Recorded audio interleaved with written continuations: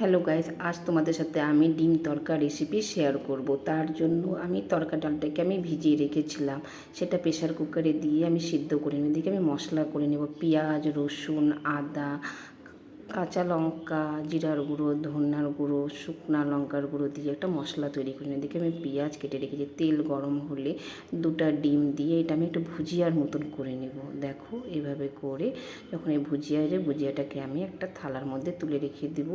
আবার কড়াইয়ে তেল দিয়ে তেল গরম হলে জিরা দিয়ে দেবো, দিয়ে জিরাটা যখন লাল হয়ে যাবে তখন কাটা পেঁয়াজটা দিয়ে এটা বেশ লাল করে একটু ভেজে নেব। দেখো আমার লাল করে ভাজা হয়ে গেছে। এবার মশলাটা দিয়ে দেবো, মশলাটাকে দিয়ে তারপরে কাটা টমেটো দিয়ে এটা ভালো করে নেড়ে নেব। তারপর লবণ, হলুদ দিয়ে এটা ভালো করে কষাবো। দেখো এইভাবে করে নাড়তে নাড়তে আমার কষানো হয়ে গেছে। তারপরে সামান্য একটু তড়কা মশলা দিয়ে এটা ভালো করে আবার কষিয়ে নেব। কষানো হয়ে গেলে তারপর সিদ্ধ করে রাখা তড়কা ডালটা এর মধ্যে আমি দিয়ে দেব, দিয়ে আবার থেকে এটা নেড়ে নেব।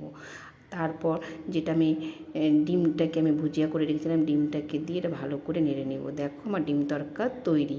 এটা গরম গরম রুটির সাথে খেতে খুবই ভালো লাগে।